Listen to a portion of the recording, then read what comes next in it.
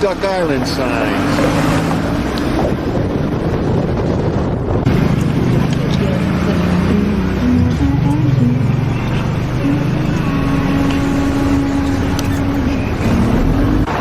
This is where we parked on the 4th of July. And now we're going to the Ingenuity Fest.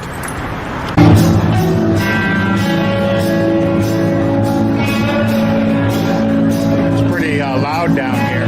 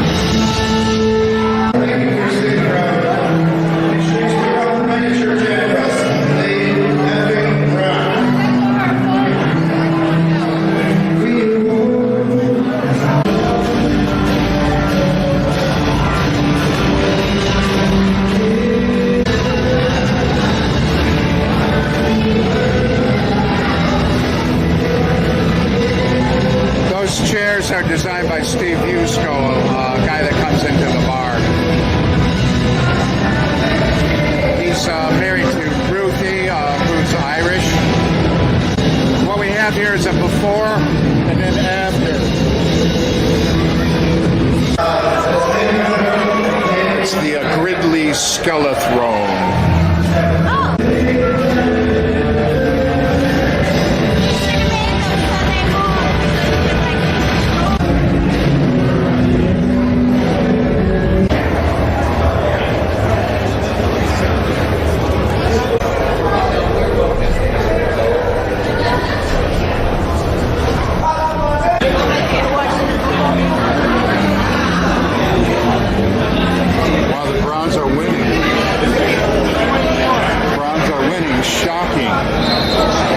The Baltimore Colts. I mean the Indianapolis Colts.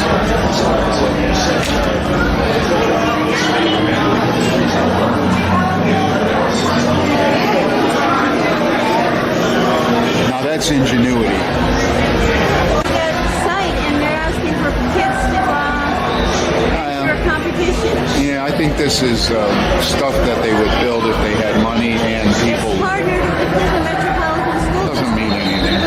They don't have any money.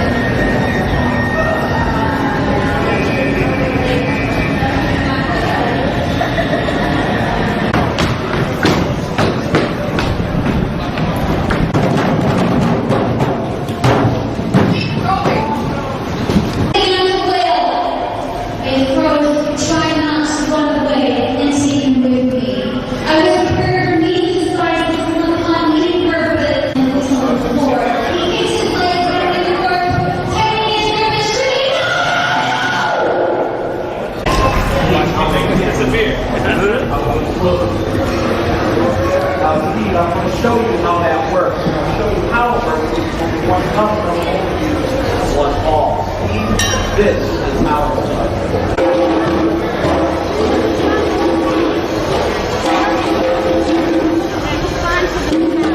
Oh, do that.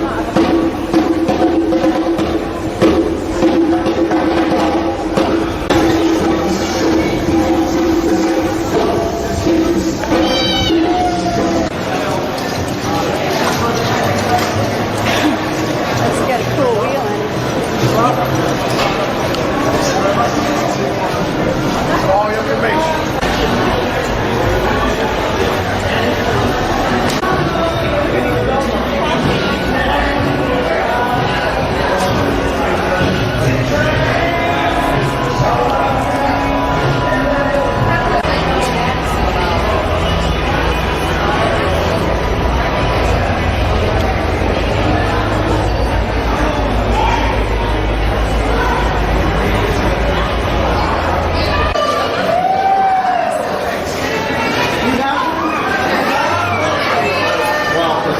My signature piece. What'd you do? like scaling and it's That's cute. You- trying to see if I can crown.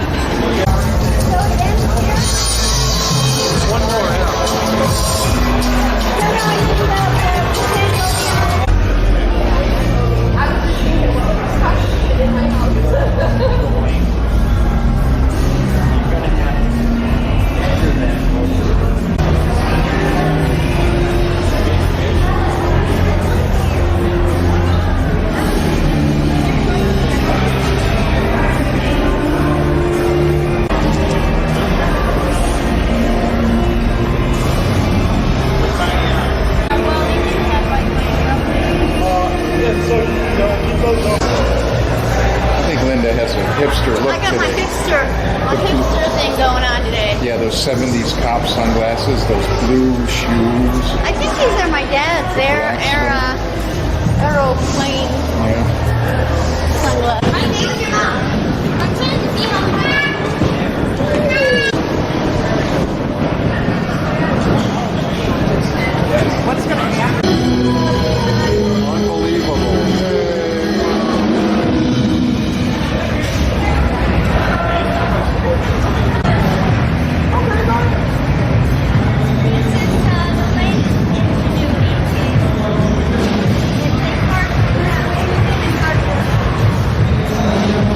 Wow.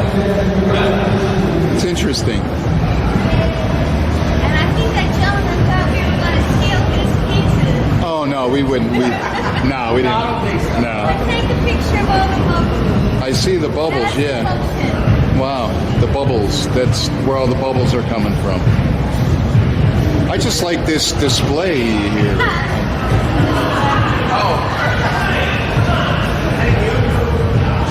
Okay. Freaked out. You got freaked out. It's a Buckeye trolley. Oh, you got freaked out by that. I kind of got freaked out by that too.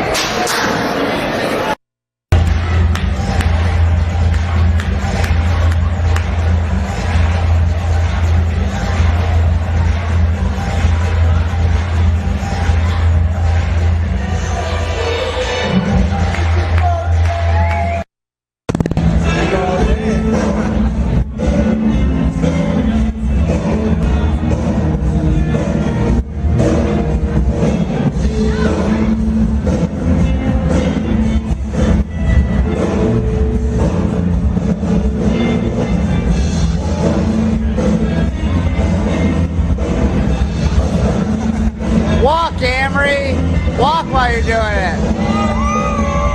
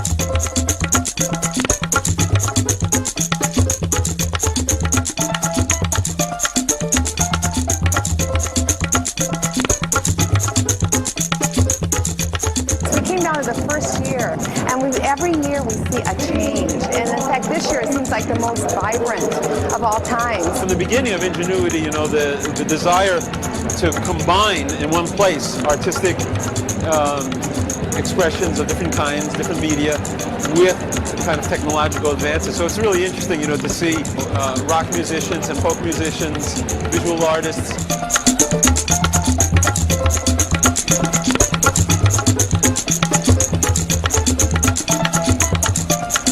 This year being in the bridge, what we said was give us your ideas, you know, based on the space. And we led, I think, twice monthly tours of the bridge for artists where they could come down, take a look at the space, and create artwork just for the space. So we did that over a period of 6 or 7 months, and I think that the results down here really kind of show that. There's a lot of artistic pieces here, dance pieces, theater pieces. I'm not just talking about artwork that hangs on the wall, that were created specifically for this space. We are having what is called an awakening right now in how we are creating art and making notions about identity. Each one of us is working with identity. I saw the waterfall, I knew that there was going to be super good vibes here at Ingenuity. Yeah, the waterfall is a nice addition this year, and I guess at night it's spectacular with the lights and everything. And I think it's an educational experience, and it makes your mind like start your creative side of your mind. Think of outside the box and the different art displays that I've been seeing, and just the different vendors. I think it's a good showcase for small business owners and just people in general wanting to get out and showcase their talents and what they can do. It's trying to get Cleveland out and trying to make them aware of their city, make them aware of what's going on around them in the world, as well as sort of exploring personal expression.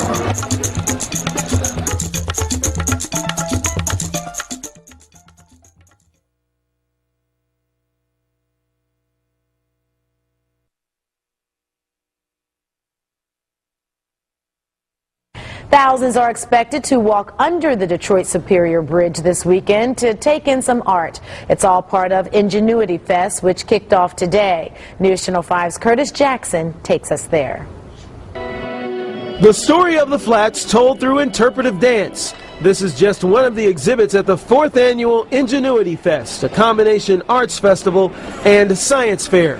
Case in point, this stage is powered by green energy. There's a stationary bike in the back, and if you pedal it hard enough, it generates enough electricity to power a string of lights. So somebody had to actually pedal during... Oh, he was pedaling furiously. From a waterfall that drops 130 feet from the bridge to the Cuyahoga River below, to visual and performance art. The story of this year's festival isn't just the exhibits, it's the location. It's being held underneath the Detroit Superior Bridge after 3 years at Playhouse Square. Patrick Flanagan has spent those 3 years preparing for his one-man band concert. Everything I do is improvised, and I control what the machines play with a Wiimote in my left hand and then a custom controller that I built that's made out of Springbok horns and arcade buttons. The event is expected to draw thousands this year. Some can even showcase their own artistic talent. The Doodle Bar is one of the more popular exhibits. The real surprising thing so far is the size that people are working. We figured, you know, Doodle Bar, we give them these markers and then maybe they have an 1/8-inch tip on them, and they're filling up the whole wall, which is fantastic. Thank you very much. Beautiful artwork. All right, in addition to the Ingenuity Fest, we also have a complete list of events this weekend available on our website, newsnet5.com. Have a good weekend, everybody. Curtis Jackson, News Channel 5. Thank you, Curtis.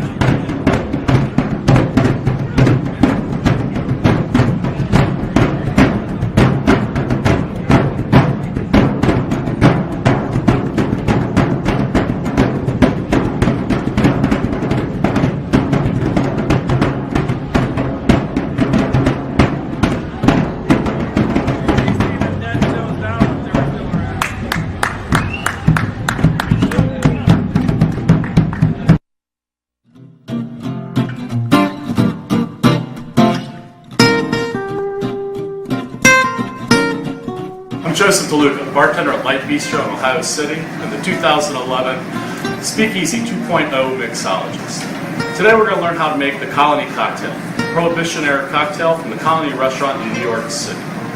Throughout the years, the Colony restaurant was very famous. It was visited by the Vanderbilts, the Windsors. Frank Sinatra dined there often in the 50s.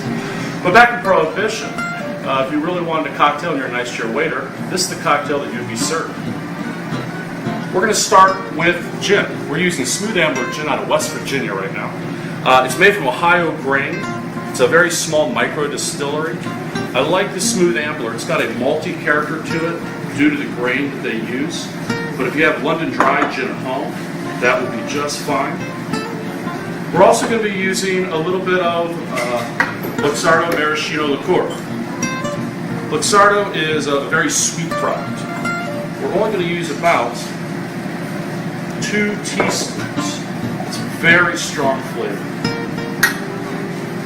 Then, some fresh squeezed grapefruit juice, 3/4 of an ounce. And because all good cocktails are balanced between sweet, sour, and bitter, we're going to use something that they didn't have back in the 1920s, grapefruit bitters. And that'll just cut the sweetness of the Luxardo and make a much nicer cocktail.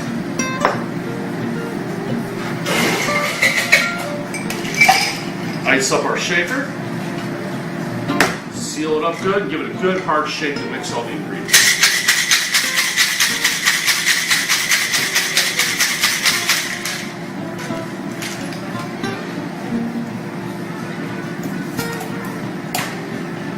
Pour this into a coupe glass. If you have a martini glass, that's fine. If you'd like to drink this on the rocks, it's also a very pretty drink. There you go. And for garnish, take your vegetable peeler, just peel off, whoa, a nice piece of grapefruit skin, squeeze it over the top to get those oils in the glass, place it on. Colony cocktail. Drink better.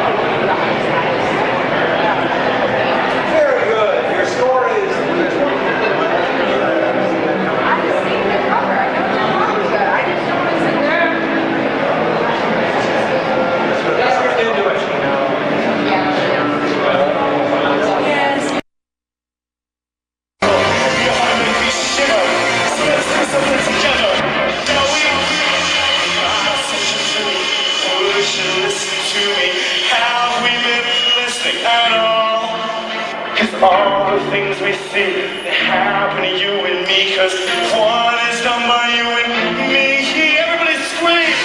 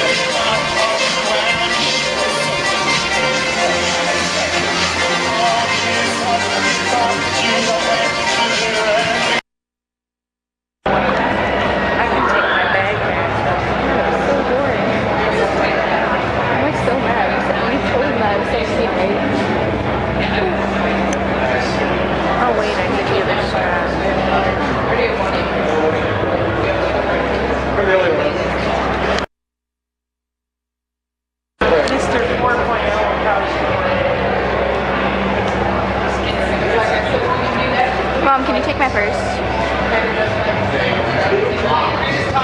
Mom.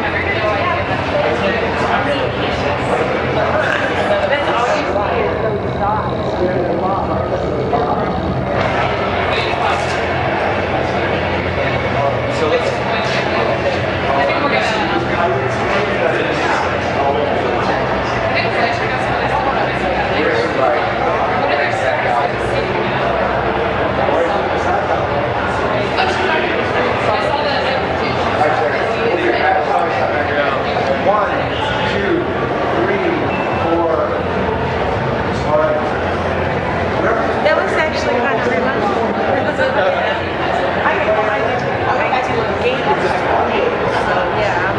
I was getting into it, and I was trying to quit. So how was the audio? Oh, it's excellent. Is it like so? It's completely directional. I mean, it's you hear the boom, boom, or you get yeah, that's what it is. Yeah. The vowels are here.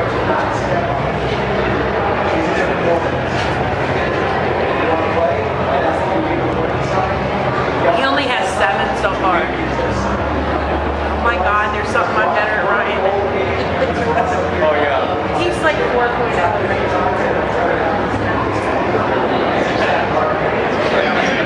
Oh, you're in?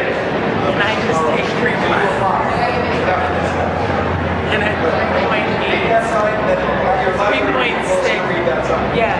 So does it seem like the volumes of the sound tells you how far away you are from it?